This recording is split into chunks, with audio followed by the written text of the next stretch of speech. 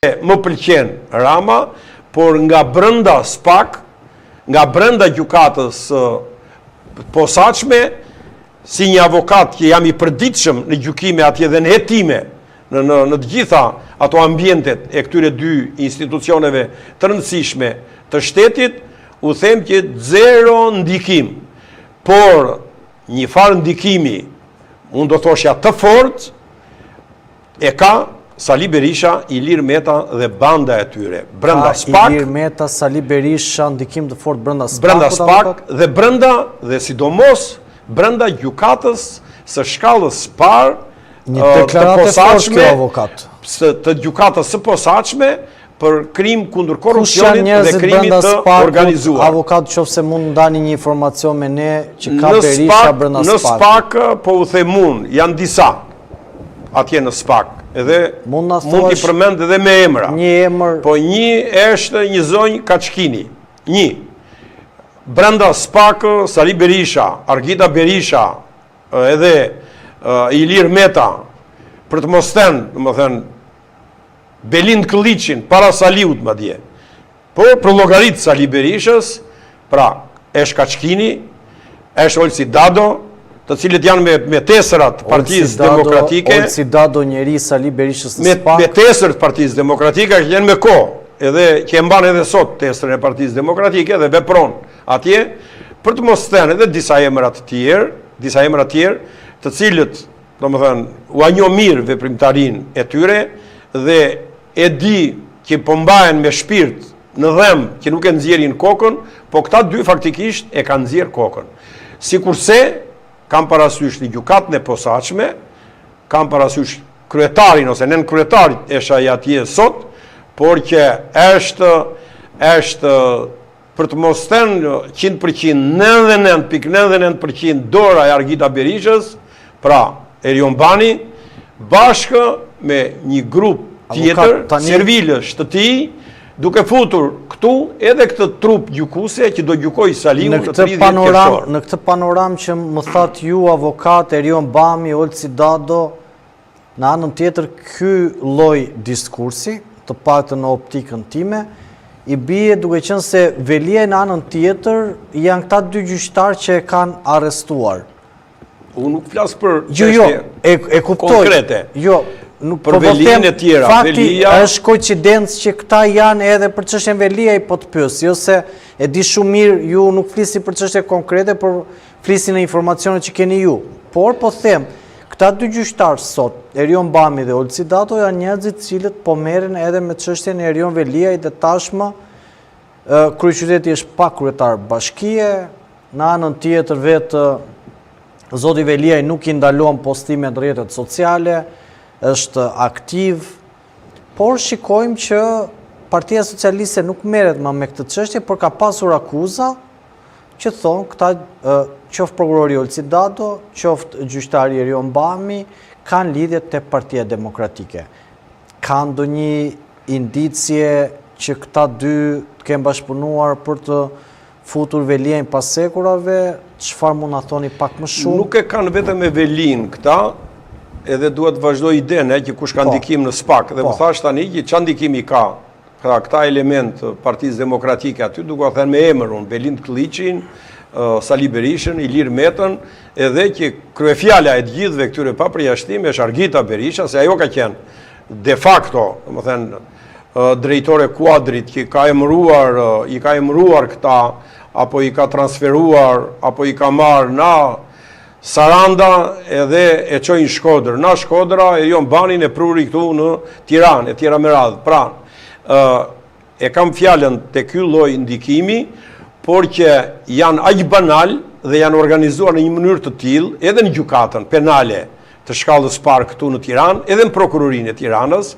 këta thuajse kanë krijuar një tip organizate, e cila mund të jetë e rëndë për ta përmendur, kjo, por që një farë organizate e cila i ka shtrirë rreth e saj deri te Këshilli i Lartë Gjyqësor, dhe antarët të Këshillit të Lartë Gjyqësor bëjnë pjesë te kjo organizat dhe që si emërues të përbashkët kanë atë që nën zë, por me veprime me veprime konkrete, me vendime konkrete, po e tregojnë që ne, sa t'jemi ne, do t'a mbrojmë klanin e Berishës dhe t'i Ilir Metës me çdo lloj mjetje e mënyre që do na jepet në dorë, dhe nga ana tjetër, këtyre të krau tjetër, të Edi Ramës me shok, do t'ua lërojmë nenën.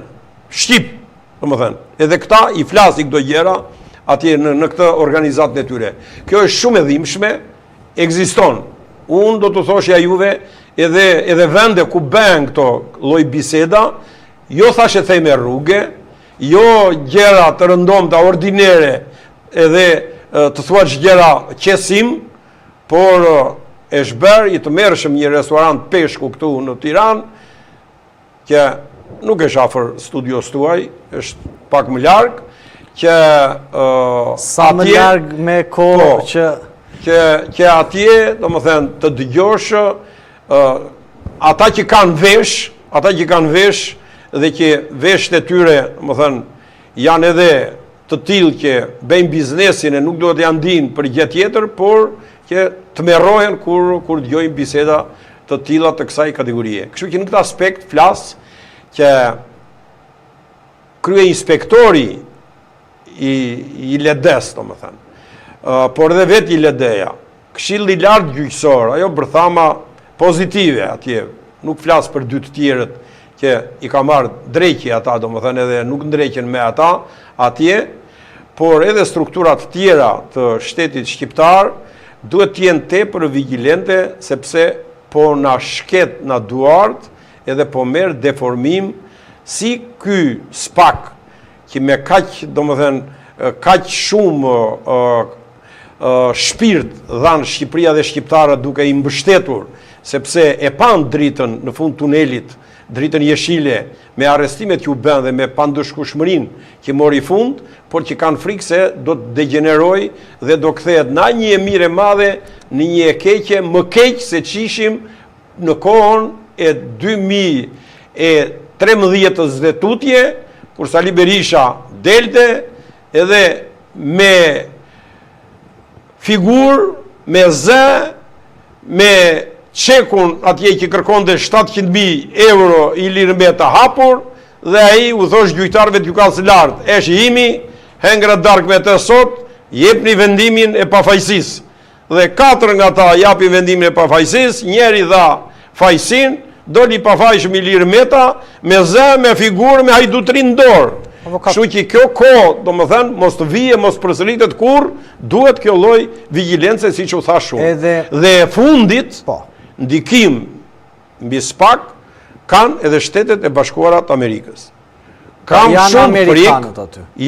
Kam shumë frikë, sepse Shtetet e Bashkuara të Amerikës, me çfarë shikojmë na përvoja, me çfarë kemi lexuar, e lexojmë, ata hakmarrjen në thonjza nuk e pinë të nxehtë, po e pinë e duan akullore, duan shumë të ftohtë.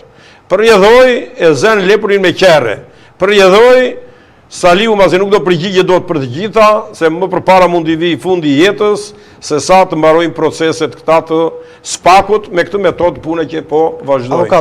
Dhe me kaq e mbylla, domethënë, ndikimin e tyre. Edhe një pyetje të fundit do kam për ju avokat.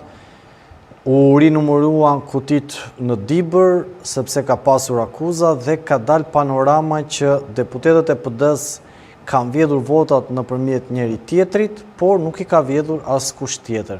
Çfarë tregon ky rast për gjithë fenomenin apo çështjen që ka ngritur zoti Berisha, që thonë na vodhën, na u përdor krimi, u përdor gjithçka, dhe sot jemi në këtë rezultat për shkak të këtyre kushteve.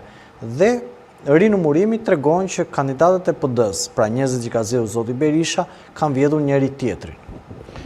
Problemi është që 11 maj i vitit 2025, realisht, për Shqipërinë dhe për shqiptarët po unë do thoshja edhe për gjithë faktorët relevant të fuqishëm ndërkombëtar, posaçërisht për Bashkimin Evropian, ka shënuar fundin e një tranzicioni shumë të gjatë të Shqipërisë, edhe realisht ata po e shikojnë me syrin pozitiv që Shqipëria me të vërtet duhet i mbylli shpejt pra kapitujt e negociatave dhe Shqipëria është gati për të futur në bashkë.